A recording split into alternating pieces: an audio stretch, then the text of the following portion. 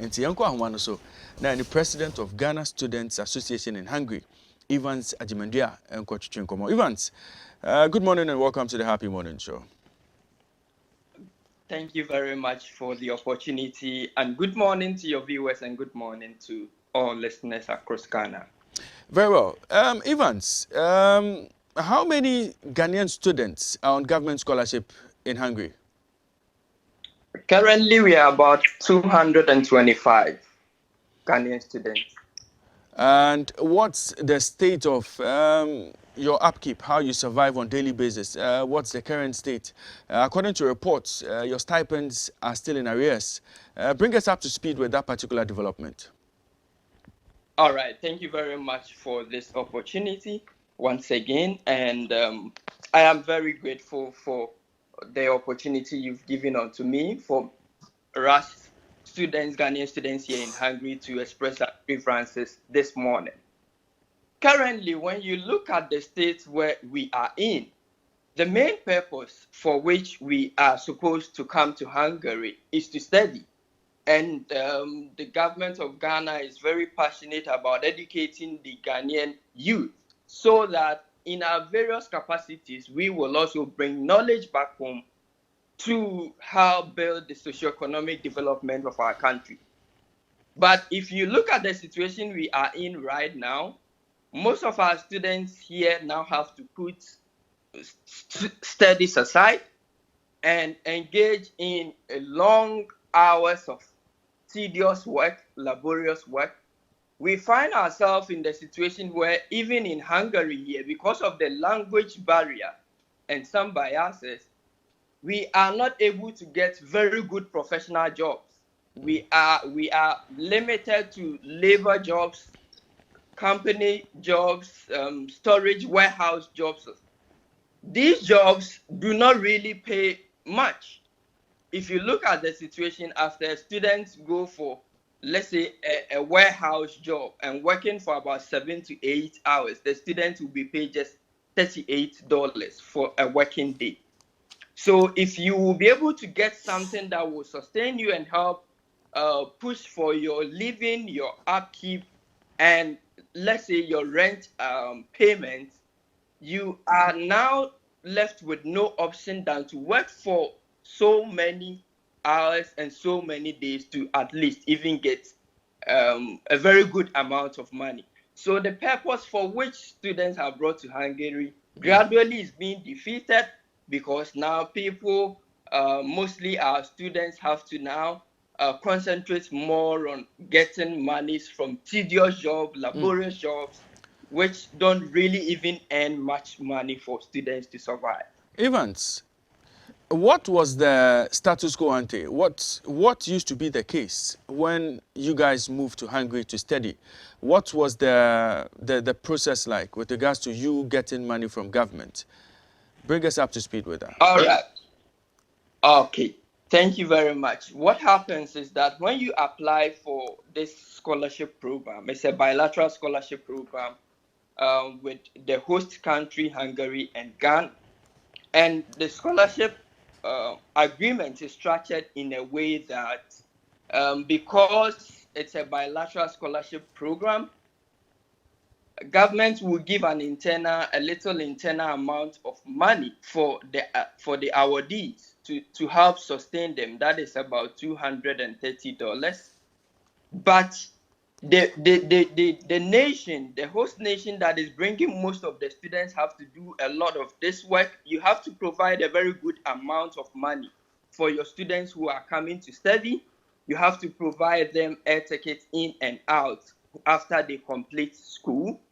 So when you look at the scholarship structure, it is in such a way that if the awardee or the scholarship awardees is coming to pursue first degree program, what we basically known as the BSc programs, the bachelor programs, government agreed that on the contract, he's going to provide for these students $250 a month. And then if you are coming to pursue graduate studies, master's and PhD, you will be given $400 a month, and the government will take your air tickets in and out. Now, considering the situation where these stipends or this fulfillment on the part of the government of Ghana is left for 8 months now. We don't get these stipends forthcoming. So now we are now left with the option of only the little internal amount that the Hungarian government provides.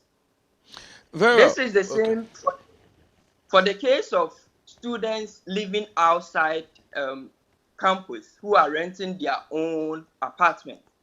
This is the same little amount from the internal little amount they get from the Hungarian government that they use to support their rent payment.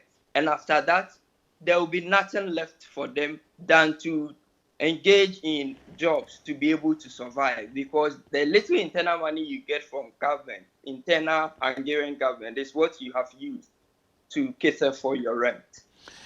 Listening to what you've just said, how many students are currently being owed by the government in terms of this areas you're talking about? Okay, all the 225 students are owned stipends. We received last year, we got about 55 students who joined us in Hungary here. Okay. So the cohort is now around 225. Okay. So for continuing students, government owes the 8 months. And then for the new students we got last year in September, for them 5 months. Wow. Now, have you been in touch with, I want to believe from the letter that you received from the Scholarship Secretariat, I think the letter was dated 18 January, and you were supposed to have an engagement with the registrar early February. You have England, Scotland, Hungary. You were supposed to have engaged the registrar early February. In that meeting, what was discussed and what did they say about your stipends that were in arrears? My brother, unfortunately, that meeting we are talking about didn't hold. It didn't come off as scheduled. And we contacted Scholarship Secretariat. We made a lot of contacts trying to find out what the problem is, what could have happened that the proposed program didn't come off. Unfortunately for us, we couldn't get any information from them as to why the meeting didn't come off. Officially, they didn't communicate to us why the meeting didn't come off. So as we speak now, we couldn't get any response from them as to why the meeting didn't come off. So we didn't get the opportunity to express our grievances, and all letters that have been addressed to them or written officially to them have not been responded yet. So as at February, I think somewhere in February, late February, the letter you wrote copying the President, the Foreign Affairs Ministry, you still haven't received any response whatsoever? Yes, that's the situation now, currently. You have not received... Embassy, so far, the embassy that responded to our letter, that they also officially rely on the response they will get from the head institution, which is Ghana Scholarship Secretariat. And currently, they have not obtained or received any response from them. So that has been the reason why they have also not been able to provide any update for us as to what the current turn of events are. Is this situation exclusive to only students in Hungary, or other students in England, Germany, Russia are also facing the same problem, from what you know?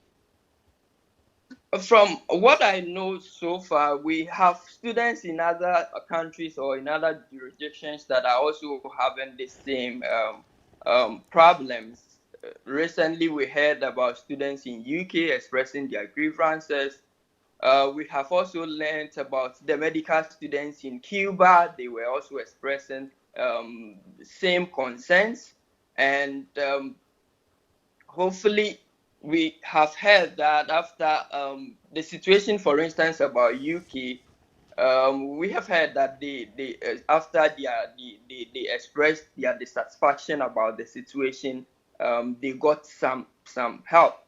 So we are hoping that since we have also get this wide your platform, wide opportunity expressing our grievances, hopefully we will also be attended to immediately as possible. But we've heard cases from other students in Cuba, in UK, they also expressed their dissatisfaction about the situation we are currently in. Can you help us with the numbers in terms of the breakdown? How many master students have been affected by this, and how many BSc or bachelor students have been caught up in this issue of non-payment of stipends? Okay, so in order not to provide you with wrong figures, I need to actually refer to my information to be able to get this information for you. So, and then I couldn't actually refer before this interaction. So okay, that's fine. That's fine. I can actually basically provide the general numbers, which is about 225. But the breakdown is first preferred. That's okay. So over the last eight months that you've not received your stipends, you've told us some of your students are engaging in menial jobs that don't pay much. How much does the Hungarian government give students just to, also fulfill their part of the contract that brought you into Hungary? All right. For the Hungarian government, they provide for, as I have indicated, the first degree students, those known as the bachelor students. They provide for them about $120. Okay. And then they will provide for masters and MSc first degree students, that's the bachelor's degree students and masters, about $120. And then PhD students will get about $230. Okay. So having written several letters and not getting any response, and having to resort to trying to work to raise funds to survive in Hungary, if you do not get any response in the next few weeks, what have the students, what do you as students plan to do?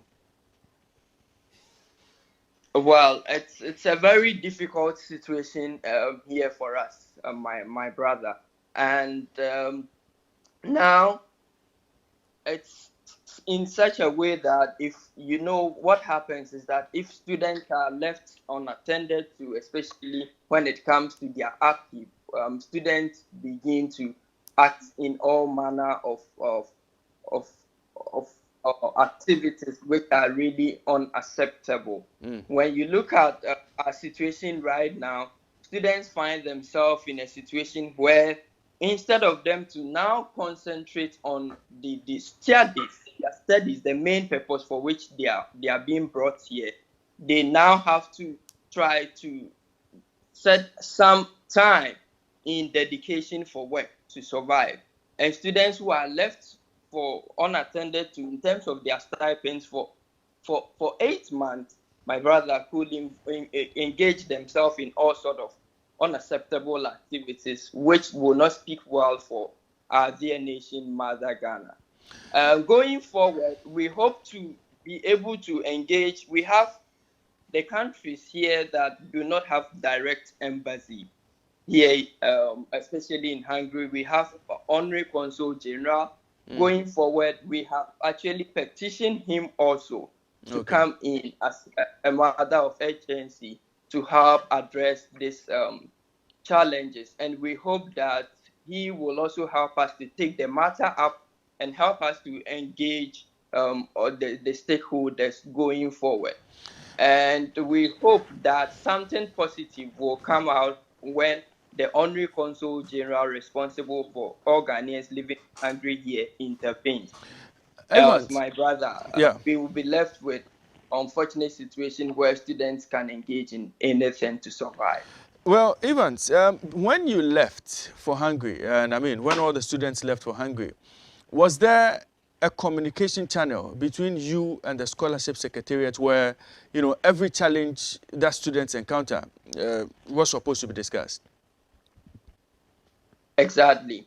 We have the student leadership, and the student leadership is in place to communicate with the embassy directly. Because the embassy also receives all information from scholarship secretariat and communicates to the student leadership, so that the student leadership will also let the student members know all information. So this has been the channel. We communicate to the embassy, Czech Republic in Prague. In Prague, yeah. And then they also get their responses and everything from our mother institution, Ghana Scholarship Secretariat. So most of the cases, the information we get from them is that if we don't get any feedback or information from your head institution, most of the cases we do not, we are also in a very fixed position to provide any information for you if we don't have anything from your head institution, the Ghana Scholarship Secretariat. Evans, is returning to Ghana an option for students in Hungary at the moment? My brother, this question that you have given unto me, if most of these students are now in despair, they are frustrated about the situation, and if you look at them, if you interact with them, what most of them says is that my country wants me to come back home to give back to society, to help building the country. But what the entitlement for which my country needs to give to me is not coming. So, Mr. President, you expect me to finish and go back home if after everything that I've been through to be able to survive here? Most of the cases, these students say that if the government comes in to fulfill frequently his part of the deal, then of course they will be very glad to return home. But then if they go through this ordeal to try their best to be able to finish school, then they have no option. They can decide what they want to do, because at the end of the day, the entitlements they were supposed to be given to help them survive, it wasn't forthcoming. So most of the cases give the assurances that if this problem is solved and they are attended to, they will come home, of course. But if not, they are given the opportunity to decide what they want. Evans, I'm sure you've been following the discussions in Ghana, and you've been following the financial struggles of the government to the extent that we have to go to the IMF for balance of payment support. I'm sure you've been following the discussions. Would students be a bit patient with government whilst they try to sort out their financial issues? Or, what is due definitely must come. And for 8 months that you haven't received your stipends, if you get the explanation that the Scholarship Secretariat is possibly broke, would you be patient with Scholarship Secretariat until their financial troubles are over? My brother, looking at the situation, looking from last year, July, we haven't received stipends till now. I think that we've been resilient enough. We've been so patient enough. And I believe that if the government, headed by the head institution, our scholarship secretariat, will understand our situation, I believe that they understand that no matter the challenges, the financial challenges we are in now, we are scholars. I believe that if they come to us, because we are not being frequently communicated to, so that is the problem. Okay. If they come to us, let us understand the situation itself, to be able to at least interact with the scholars and let them know that, well, see, you are scholars, you gain the opportunity to come here to study, but this is the situation that we have at hand. So you've been patient enough, but we believe that there are a lot of things going on, and then with time we will settle you. We don't even get such explanations forthcoming as we are supposed to get. So it put us in a very, very difficult situation. And then secondly, well, we know the current financial challenges back home, that the government is trying to put things in place. There have been budgets upon budgets. I know that last year budget was read, this year budget was read. This is a scholarship program under the office of the president. If not for anything, we believe at least some budget will be set for this particular activities.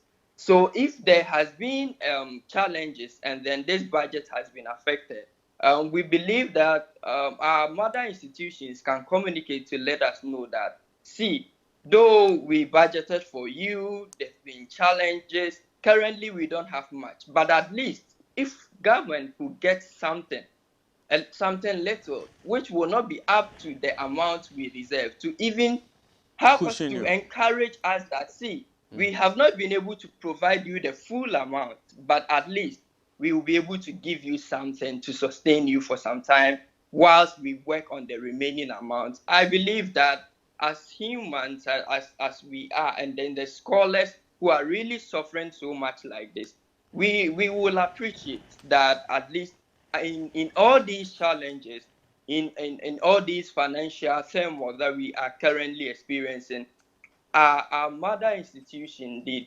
our dear nation country, is doing something about the situation, and I believe we will be able to accept. But if we are left unattended to like this, it becomes a very, very difficult situation for us, and it becomes very difficult for us to accept even the case that there's financial challenges financial going on, that we need to understand the situation. At least if some efforts are being put to also attend to our needs to some extent, we will all begin to appreciate the situation. Thank you very much, Evans Agyeman, for joining me on the Happy Morning Show this morning. We wish you all the best, and we hope that your grievances would be heard by the relevant bodies, and we'll also make sure we forward your concerns to the relevant bodies for swift attention. Thank you very much for joining me on the show this morning.